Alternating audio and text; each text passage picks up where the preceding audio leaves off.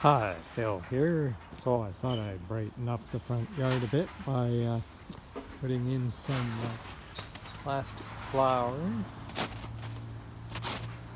at least until the real flowers come through in the spring and sort of add some bit of color.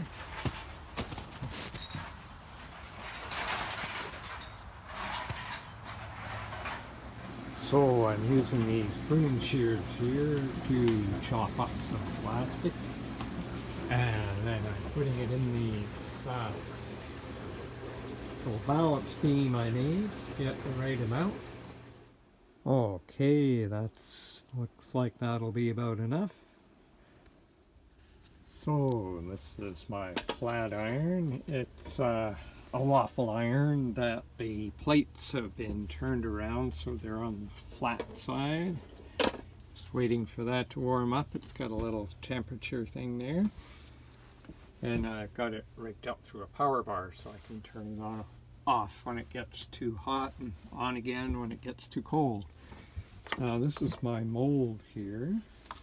I cut these two pieces out of a muffin tin using a Dremel or tiny grinder, and there's the plastic, and this is oven paper or parchment paper, and the hot plastic doesn't stick very much to that, so that's why I have that. I'm going to put another piece on top when I get it in the waffle iron there. So looks like we're up to temp here. It's going to put in the plastic in the waffle iron, and you put the other piece on top here. Okay, I put a concrete weight on the top there, and keeping an eye on the temperature. Gets up just a little bit more, and then I'll turn it off here, and then heat it up for quite a while. Okay, so I rolled it into a ball, and I put it in this big pair of pliers that I made out of lumber. Got 4-foot handles here, got a lot of leverage. Just gonna squash that flat. This is really handy for mixing colors too. You know, like if you wanted a turquoise out of blue and green, something like that. So this is what I got when I took it out of there, and got the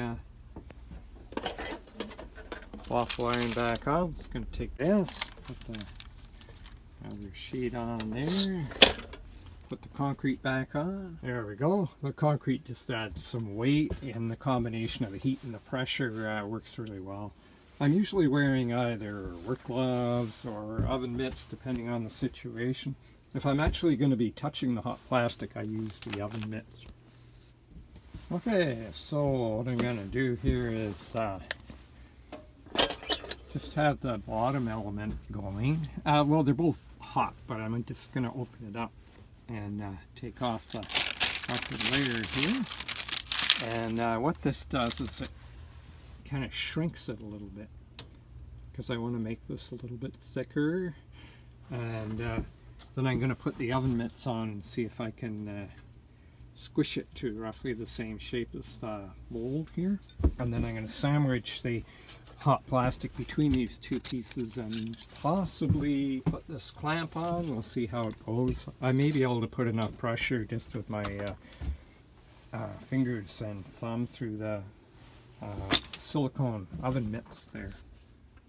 So there it is. I just squashed it into one of the mold pieces, and it's sort of hardened there. I'll leave it a little while to cool. Okay, so this tool is a bolt cutter. I'm going to try and trim the plastic so it matches the metal. There, that seemed to work okay. I just heated up the two sides by pressing them with the oven gloves there against the bottom layer with a sheet of oven paper.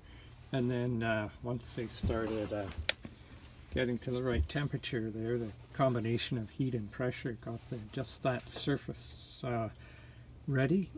and then I just pressed them together. So see how that goes. I'm just going to flatten it out a little bit and then make two more, which is the other half, and I should get a flower out of it. So I decided just to put a stick on this and plant it in the garden as a flower, just as it is with the two pieces. So